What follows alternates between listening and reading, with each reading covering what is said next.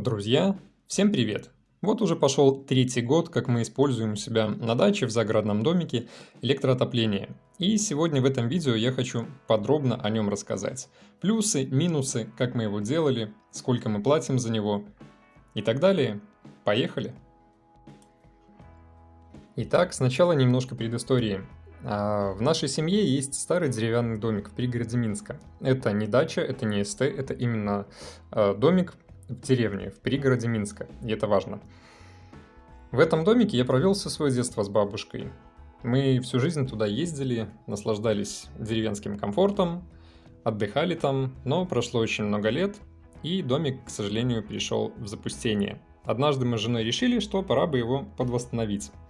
Полностью внутри разбомбили его просто до деревянных стен, внутри ничего не осталось.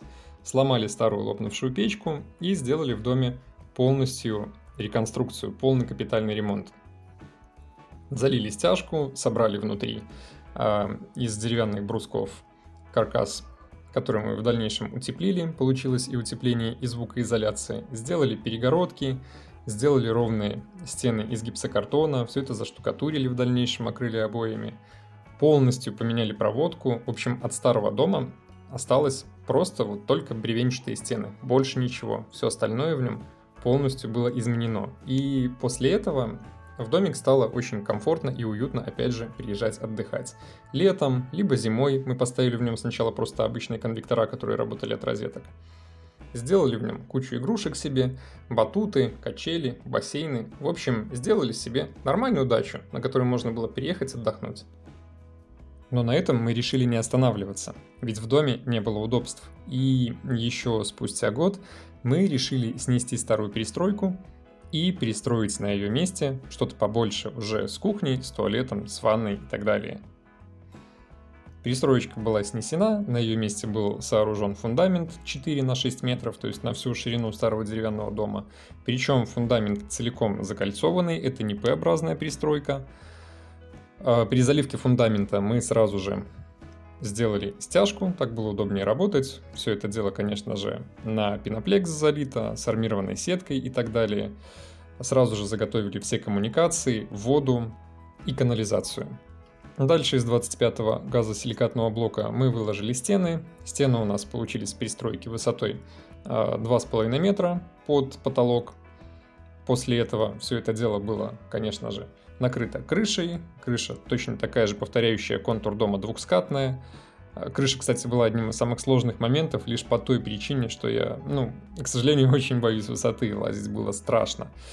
Крыша накрывалась все это дело металлопрофилем. Ну и, конечно же, внутренняя отделка. Сначала проводка, полностью разводили сами проводку, потом штукатурка, потом покраска, потом ламинат, опять же разводка водопровода, разводка канализации, разводка вентиляции. Все строительные работы.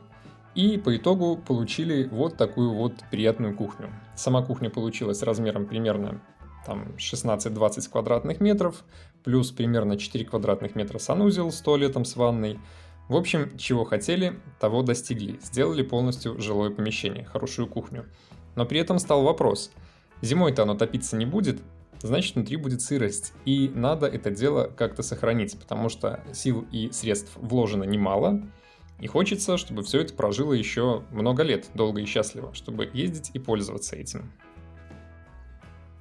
Кстати, если вам заходит контент про строительство, то, пожалуйста, вот в верхнем правом углу будет ссылочка на плейлист, в котором полностью во всех подробностях рассказано, как мы строили нашу пристройку. Переходите, думаю, будет интересно. Дальше у нас появляется два варианта. Первое – это топиться газом, второе – это топиться электричеством. Газом в моем случае топиться очень дорого. Именно из-за того, что само подключение стоит порядка $7000, хотя труба находится, не поверите, всего лишь в 8 метрах от дома, через дорогу. Поэтому начали прорабатывать вариант именно электроотопления.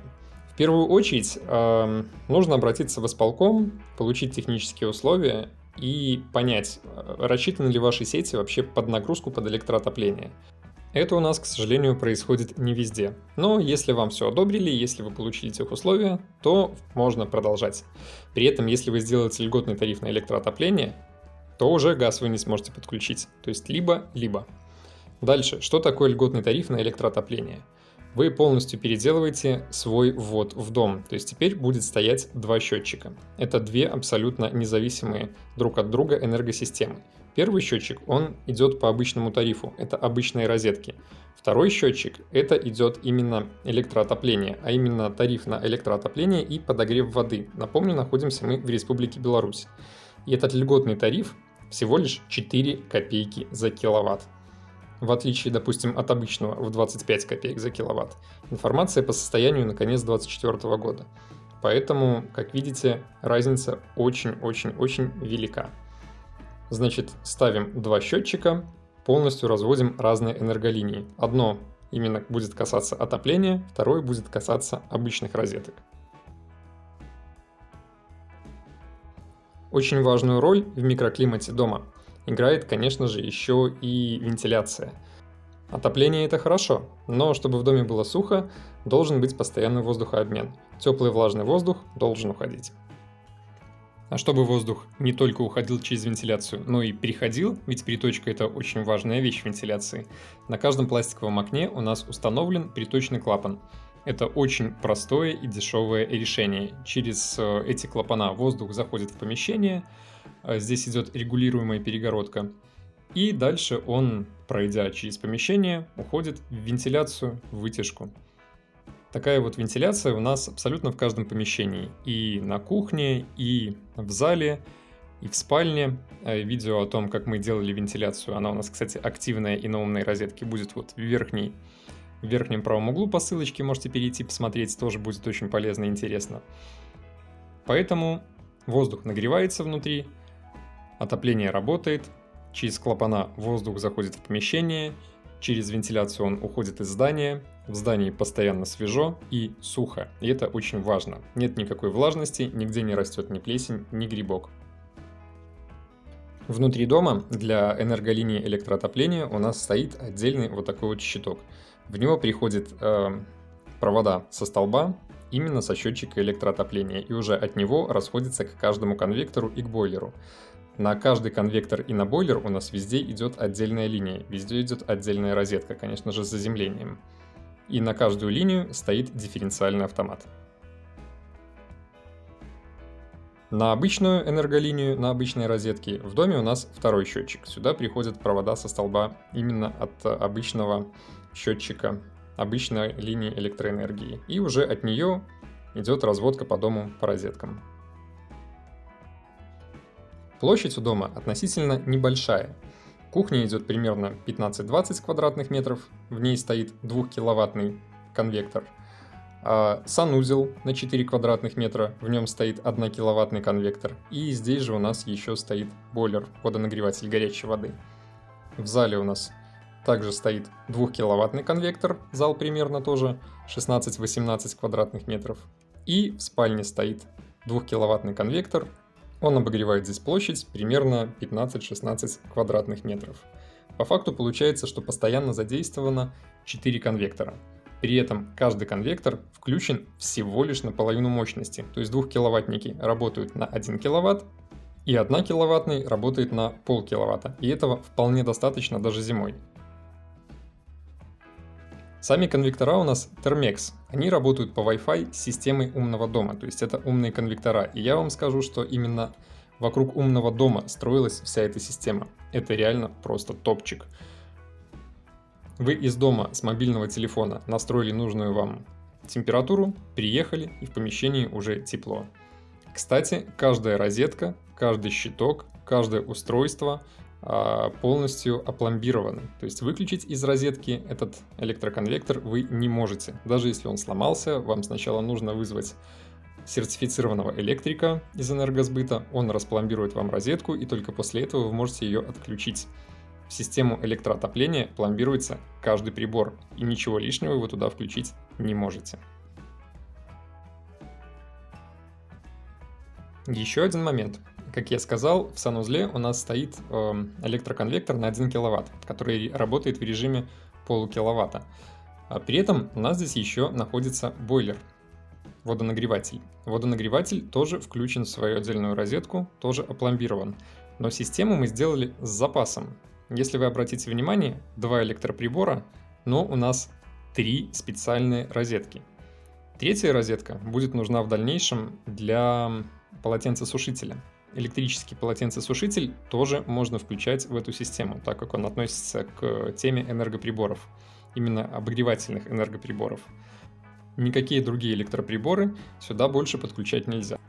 Даже розетка, которая у нас не задействована, все равно опломбирована. И когда мы купим себе электрический полотенцесушитель, чтобы повесить его здесь, допустим, вот на этой стене, мы точно так же будем вызывать сертифицированного электрика из энергосбыта, он будет составлять акт, распломбировать и пломбировать ее опять же. Ну а если нужно включить стиралку, фен, плойку, все что угодно, любой другой электроприбор, то для этого у нас здесь есть обычные розетки, которые разведены от обычной энерголинии, не под линию электроотопления.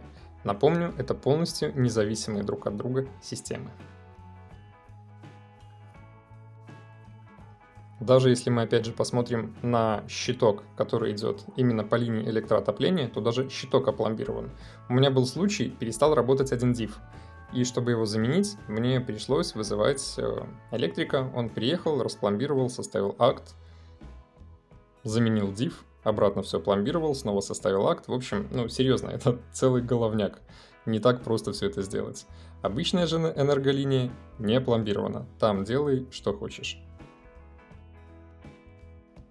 Пару слов про систему умного дома у нас на даче.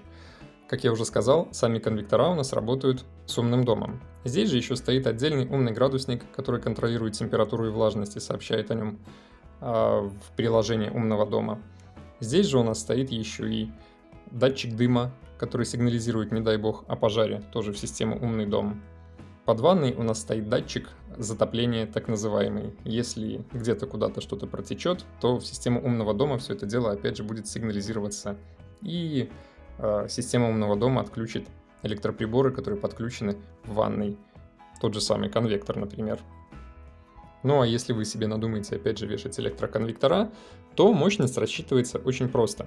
1 киловатт на 10 квадратных метров. Но это при условии, что у вас не просто дощатое здание, продуваемое всеми ветрами, а нормальное утепленное здание, как, допустим, в моем случае. У меня и кухня из газоблока нормально утеплена, и дом мы утеплили. Поэтому внутри достаточно тепло. У меня везде работает все это дело в режиме 1 киловатта, наполовину мощности конвектора. Во всей системе у нас присутствует только один неумный конвектор, самый первый Норман, который мы купили давным-давно. Он у меня стоит просто как запасной, но по факту за уже почти 3 года использования данной системы я понял, что он был здесь лишним. Тех 4 умных конвекторов хватает за глаза, выше крыши. Немного расскажу вам и про систему умного дома у нас на даче. Все это дело управляется через приложение Tuya Smart с мобильного телефона. И как вы можете видеть, на стартовом экране у меня 4 моих обогревателя умных. Именно на кухне, в ванной, в зале и в спальне. Для примера откроем обогреватель в зале. Мы увидим на менюшке, сколько градусов сейчас в помещении и на сколько градусов настроен сам конвектор. Также можно настраивать разные таймера, мощность ставить на 1-2 киловатта, строить сценарии, чтобы он там взаимодействовал с другими устройствами. В общем, тема на самом деле очень классная и интересная. По остальным, как я уже сказал, датчик дыма, датчик протечки, градусник и прожектор на улице, который сейчас розетка в данный момент выключена. По самому градуснику тоже интересно посмотреть. Вот, допустим, с утра мы включили отопление в доме и решили съездить на дачку. Дом до этого стоял, скажем так, на нашем подогреве. Я всегда держу в наше отсутствие температуру там не ниже 15 градусов, то есть я выставляю 15 градусов.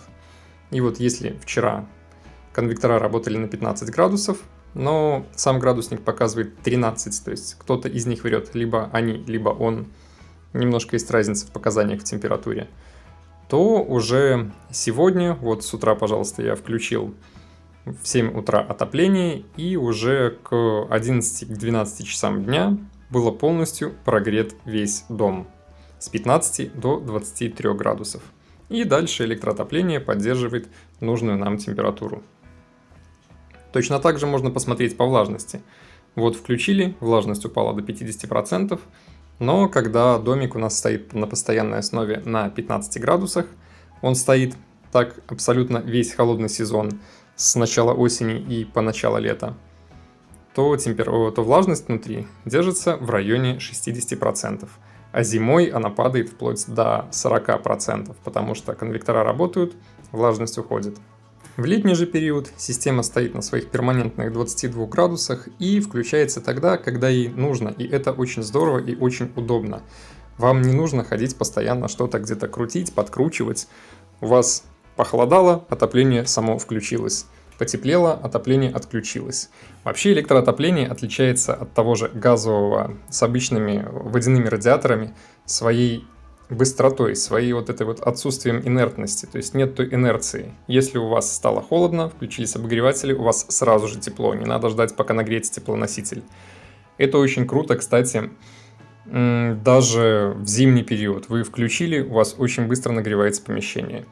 Что же касаемо отключения электричества, то нужно понимать, что если свет вырубился, то и на жидкостном отоплении у вас тоже все вырубилось. У вас вырубился и газовый котел, и все насосы, которые гоняют воду по системе. Поэтому и то, и другое, та и другая система целиком и полностью зависит от электричества. Вообще система умного дома очень классная тема. Здесь можно выстраивать достаточно большое количество сценариев. Можно отдельно управлять каждым устройством по отдельности, как я уже показал, любым обогревателем или датчиком. А можно завязывать их между собой в сценарии. То есть, если у вас датчик дыма что-то зачуял, он вырубает все конвектора и все электроприборы. Либо, если датчик протечки воды поймал каплю воды, то он может отключить, опять же, не только, в моем случае, конвектора, но еще и продаются специальные моторчики, которые могут краны закрывать той же самой подачи воды. В общем, тема очень классная. Тут можно строить абсолютно любые сценарии взаимодействия между собой приборов. Поэтому умный дом – это очень здорово. И когда мы собираемся из города в холодный период съездить на дачу, я заранее включаю отопление, и через 3-4 часа в помещении уже отлично. 23 градуса. Можно больше, можно меньше, кому как удобно. А в зимний период мы постоянно поддерживаем в помещении 15 градусов. Поэтому там всегда сухо, свежо, тепло, не появляется никакой ни плесени, ни грибка, ни запахов, ни влажности, ничего. Это очень-очень-очень здорово. Из обязательных нюансов нужно знать, что электроотопление дают только в деревнях или, допустим, в городах или пригородах. В садовых товариществах и если у вас газ, вам такое, к сожалению, не дадут. Еще, опять же, нужно знать, что в данном доме обязательно должен прописан быть либо собственник, либо его близкий член семьи. По стоимости, как я уже сказал, обычная энерголиния у нас 25 копеек за киловатт, а электроотопление 4 копейки за киловатт. О чем это говорит? Летом, когда просто мы здесь живем на даче, у нас работает только бойлер, иногда в очень холодные дни в начале лета тоже подключается отопление, мы палим максимум 200-300 киловатт за месяц. Это сущие копейки. То есть, для понимания, 200-300 киловатт – это 12 белорусских рублей, либо порядка там чуть больше $3. А зимой, когда у нас домик греется на постоянной основе в 15 градусов, даже в самые лютые морозы дом потребляет в районе 1000 киловатт. 1000 киловатт – это 40 белорусских рублей. 40 белорусских рублей – это примерно $12 США. В общем, расход реально копеечный. Зато в доме постоянно сухо, тепло и никакой влажности и плесени. Общим счетом на установку электроотопления на абсолютно все кабеля, розетки, все электрооборудование плюс работа электрика было потрачено примерно $2500. Для сравнения, если сравнивать с газовым отоплением, то сумма была бы очень кратно велика. Как я уже сказал, одно подключение мне обошлось бы только $7-8 тысяч. И еще примерно я прикидывал в $4000 котел, батареи, трубы и все остальное. Разница очень большая. Поэтому здесь уже очевидно голосовал кошелек. За относительно небольшие деньги мы получили полностью обогретое, полностью теплое жилое помещение. Ведь не забываем, что мы все-таки используем этот домик как дачный домик. И каких-то гигантских затрат уже вкладывать сюда не хотелось. За этот бюджет мы получили вот прям то, что хотели. Удаленное управление, удобное, теплое помещение, постоянный подогрев зимой и, в принципе, относительно небольшие затраты, как на саму электроэнергию, так и по самому оборудованию. Ну, в целом как-то так. Обо всем постарался рассказать очень подробно и надеюсь, что вам было интересно. Если что-то стало непонятно, то пишите в комментариях, будем отвечать. Ну, а на этом все. Кому было полезно, ставьте лайки, подписывайтесь на канал, заглядывайте в описание. Всем пока!